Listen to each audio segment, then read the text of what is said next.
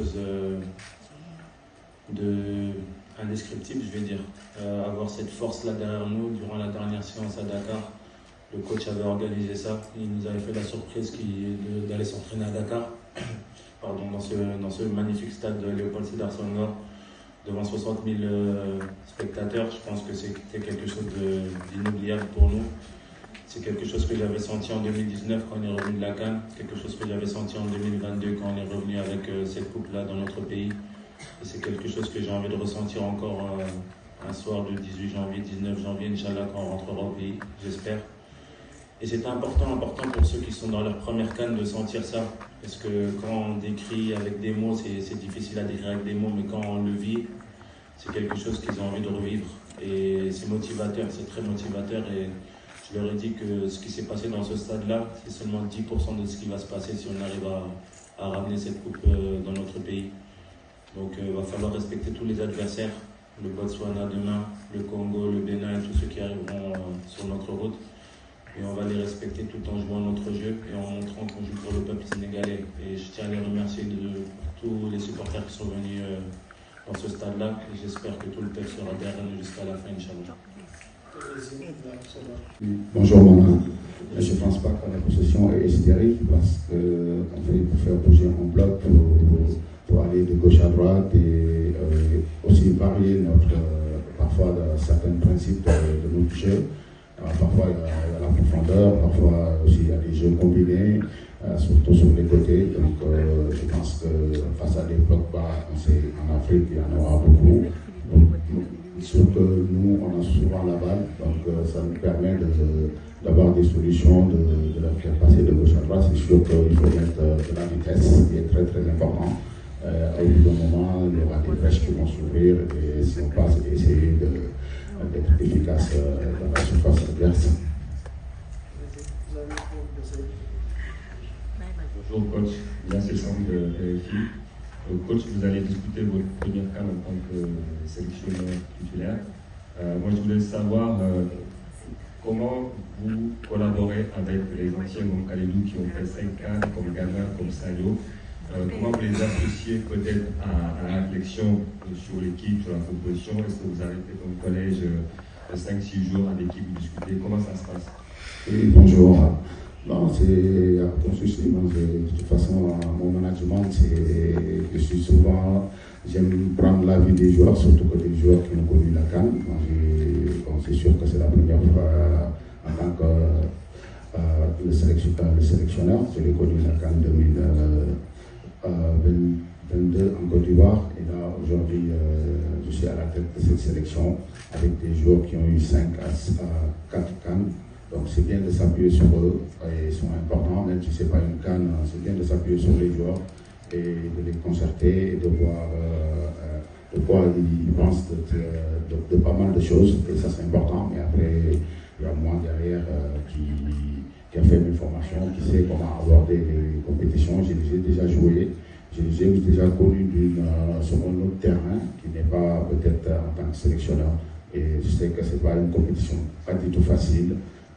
Et je trouve que aussi avoir des joueurs qui ont cette expérience, c'est très important dans un groupe.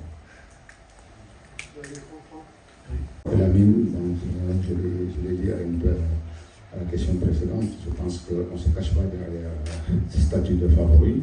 C'est sûr, l'état d'esprit est bon. Après, on a un groupe déterminé qui a envie de bien débuter cette compétition. Donc face à une équipe de Botswana qui est dure, qui a montré des bonnes choses pour être là. Donc c'est sûr qu'on sait que ça sera un match difficile. Et donc voilà, on a hâte de tout donner sur ce match et de montrer que nos statuts qu'on est là pour faire quelque chose, et surtout en passant par ce premier match. Ça va être l'avant-dernière question, ensuite on prendra une toute dernière question pour mettre fin à cette conférence de presse. Allez-y.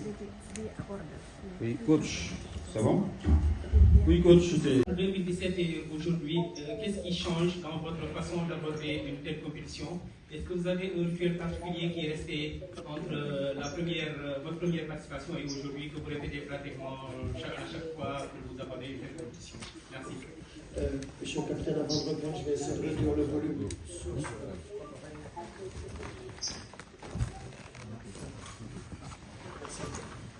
Bonjour Babacar. Effectivement, je suis à l'aube de ma 5e CAN.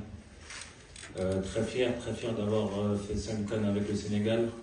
Dès mon arrivée en équipe nationale, c'était un objectif de jouer la CAN et de la gagner. On l'a gagné une fois. Mais je pense qu'on a soif de victoire. Je pense qu'aujourd'hui, c'est une CAN que j'aborde très différemment des premières que j'ai jouées parce que j'ai plus d'expérience. En ayant joué 5 CAN, je pense qu'il y a de l'expérience et des conseils que je peux donner aux plus jeunes. Aujourd'hui, on sait qu'on est devenu une équipe qui est favorite maintenant. À nous de rester calme, à nous de ramener cette sérénité. Je pense que mon rôle, il est plus dans ça, de ramener de la sérénité, du calme à ces jeunes. Parce qu'on a vraiment beaucoup de talent, des joueurs avec un potentiel énorme qui sont capables de faire la différence. Et à nous de ramener toute cette énergie positive au sein de l'équipe et derrière tout le staff qu'on a aussi, pour pouvoir ramener quelque chose pour notre peuple. C'est ça notre objectif aujourd'hui. Mais voilà, je l'apporte très différemment des premières CAN que j'ai jouées parce que j'ai plus d'expérience. On va dire que j'ai bourlingué en Afrique. Je connais la plupart des stades en Afrique.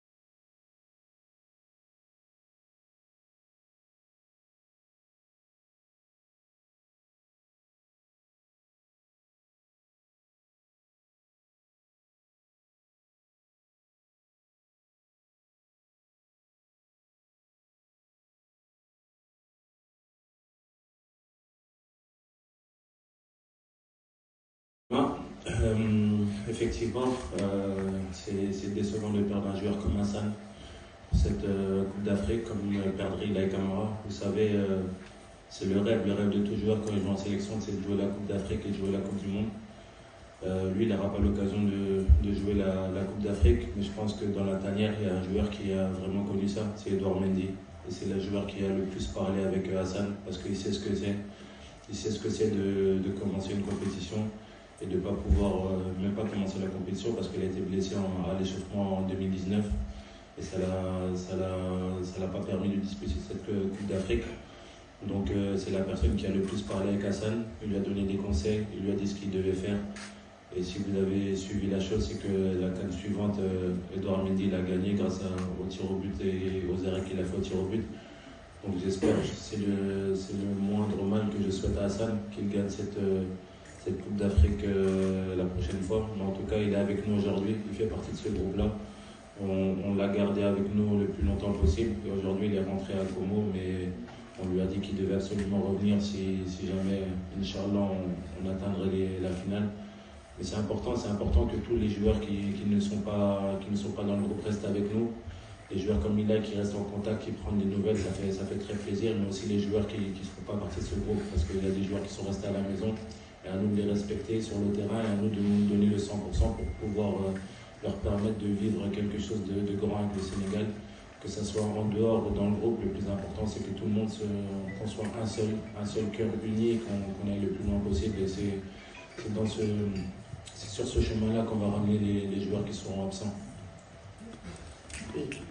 C'est vrai, il y a eu beaucoup d'informations sur les dernières semaines, beaucoup d'informations, mais le plus important c'est de rester focus. Vous savez, quand vous avez un objectif dans la tête, moi ça fait plus de 2 mois, 3 mois que je pense à cette coupe-là. Je dors avec l'image de soulever cette coupe, donc c'est très facile de rester focus. Après, c'est vrai qu'on a eu beaucoup d'informations dans ce tirage au sort de la Coupe du Monde. C'est vrai qu'il y a eu beaucoup d'efforts autour de ça. C'est pour ça que j'ai laissé les joueurs le vivre. J'aurais laissé 3-4 jours vraiment tranquilles où ils pouvaient parler de cette Coupe du Monde. Mais après 4 ou 5 jours, je leur demande de rester focus sur la Coupe d'Afrique. Il y a une Coupe d'Afrique qui se déroule. Je pense que c'est une des meilleures, voire plus belles compétitions au monde. Peut-être que certaines personnes ne la respectent pas, mais moi je la respecte fortement parce que je sais ce que c'est de gagner une Coupe du Monde, une Coupe d'Afrique, pardon. Je sais ce que c'est que de jouer une Coupe du Monde. Mais je n'échangerai jamais une qualification à la Coupe du Monde contre gagner une Coupe d'Afrique. Donc aujourd'hui, je respecte, j'espère que tout le monde la respectera. J'espère que vous, gens de la presse, vous essayerez de rayonner cette Coupe d'Afrique partout dans le monde. C'est ça le plus important, c'est qu'on en parle et positivement de cette Coupe d'Afrique. Maintenant, c'est simple, tout le monde sait l'objectif qu'on a, tout le monde sait que malgré tout ce qui se passe, cette arrivée tardive des équipes nationales dans leur pays pour préparer cette Coupe d'Afrique, les informations qui sont passées, je pense qu'on doit faire abstraction de tout ça et penser vraiment au football, penser à cette joie de vivre qu'on a en Afrique, penser à cette compétition qui est magnifique, la jouer à fond, ne penser à rien d'autre et essayer de gagner cette Coupe d'Afrique. Ensuite, on aura le temps de penser à ce qui se passera dans le futur, Inch'Allah. Mais le plus important, c'est que aussi les personnes qui protègent cette Coupe d'Afrique aient ce droit de parole pour pouvoir défendre la Coupe d'Afrique. Parce que c'est important. C'est important que nous, Africains, nous défendons notre Coupe d'Afrique. Elle est très belle et j'espère que certains auront l'occasion d'en jouer plusieurs. Mais aujourd'hui, je pense au présent, je pense à cette Coupe d'Afrique au Maroc et je pense aux équipes qu'on doit affronter. Alors, on revient au coach sur lui. Bonjour. Effectivement, c'est la première compétition avec un nouveau sélectionneur, mais ça ne change pas du tout parce que c'est un sélectionneur qui connaît la maison, qui connaît la tanière. C'est un grand frère pour nous, il nous a donné beaucoup de conseils, il nous a donné beaucoup de confiance, il nous aide au quotidien. On a très bien préparé ce match du Botswana parce que l'équipe a été très bien étudiée. On a des bonnes informations et c'est plaisant. Je pense qu'on est dans la continuité de ce qu'on avait connu avec Aliou, mais je pense aussi qu'il a sa recette personnelle. Il nous donne différentes angles, on va dire. Et c'est bien qu'au quotidien, on est avec un sélectionneur qui connaît le pays, qui connaît la température du peuple. Il arrive à nous donner la température du pays, comment se passent les choses au pays, parce que souvent, quand on n'y habite pas, vous savez, on perd certaines informations, mais le coach nous remet sur les bons rails. Ça, c'est important. Et voilà, le staff qu'il a aussi autour de lui est très compétent, il nous aide beaucoup. Et grâce à l'expérience qu'on a, les jeunes joueurs qui ont connu aussi le passé au Sénégal, vous savez, c'est facile. Donc à nous d'être derrière lui, de le suivre, parce qu'il a les bonnes idées, la bonne recette, et à nous de faire tout et lui donner l'expérience qu'on a, le mettre à son, on va dire, derrière lui, et pour pouvoir être performant sur le terrain. Mais pour le moment, j'ai rien à dire, c'est excellent, tout se passe très bien, et je pense que même la nouvelle fédération est contente de son travail, donc il y a juste à être derrière lui jusqu'à la fin pour pouvoir avoir des résultats. Oui, bonjour. Je pense que cette question est vite répondue parce que quand on a des joueurs polyvalents dans un effectif qui fait qu'on peut se permettre de remplacer un latéral par un milieu de terrain parce qu'on a un joueur comme Antoine Mendy qui peut jouer arrière droit, donc il sera à droite avec Crémin. Donc je ne pense pas qu'il y a un souci à ce point. Donc, je pense que de Lamine Camara, c'est un joueur qui a connu la tanière, qui a montré des bonnes choses. Et, voilà. Et aussi quand on sait qu'il y a Abdul Diarra qui arrive avec un peu, on sait qu'il s'est fait opérer. Donc pour avoir la sécurité, on a préféré se basculer sur un militaire. Allez, ce sera la dernière question pour cette conférence de presse. Bonjour. Bonjour coach, bonjour capitaine. C'est Maïsen, 10 fois. La question est pour le capitaine Kalidou. Capitaine, quand le Sénégal traverse Mais après, on sait que c'est une équipe qui mérite d'être ici, qui a montré des bonnes choses et qui termine deuxième de son groupe pour être là. Et c'est une équipe qui est solidaire et qui fait les efforts qu'il faut. Donc voilà, ce n'est pas des équipes faciles à jouer. Et voilà, on s'est entraîné pour pouvoir bouger ces genres de blocs et espérons que demain ça sera fait.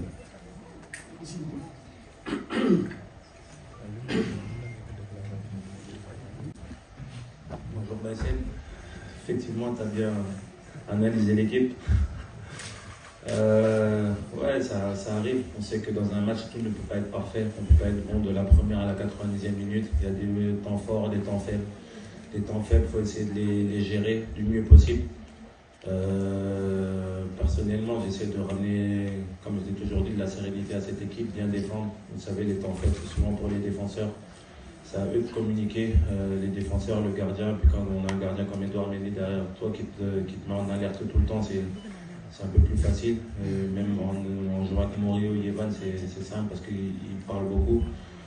Donc voilà, quand on est en temps faible, on essaie de stabiliser l'équipe, pas prendre de but, parce qu'on sait qu'à tout moment, on a des lions devant qui sont capables de faire la différence. Des joueurs comme Sadio, comme Iliman, comme Ismaël Assar qui sont capables de faire la différence à tout moment. Donc à nous de rester fort défensivement et surtout de garder le clean sheet, parce qu'on sait qu'en gardant ce clean sheet-là, on est capable de gagner tous les matchs. Et voilà, on va essayer ça va commencer par le match de demain contre une grande équipe du Botswana. Je pense qu'on n'en a pas parlé aujourd'hui assez, mais c'est une équipe qui est très, très redoutable, une équipe qui a fait une bonne campagne de qualification pour la Coupe d'Afrique, où ils ont éliminé quand même le Cap-Vert, donc il ne faut pas oublier. Et on va essayer de faire un grand match demain pour pouvoir être fort et bien commencer notre compétition, Inch'Allah. Merci, M. Khalid Koulibaly, capitaine de l'équipe du Sénégal. Merci, monsieur. Depuis 2015, le Sénégal a toujours gagné son premier match en Coupe d'Afrique des Nations.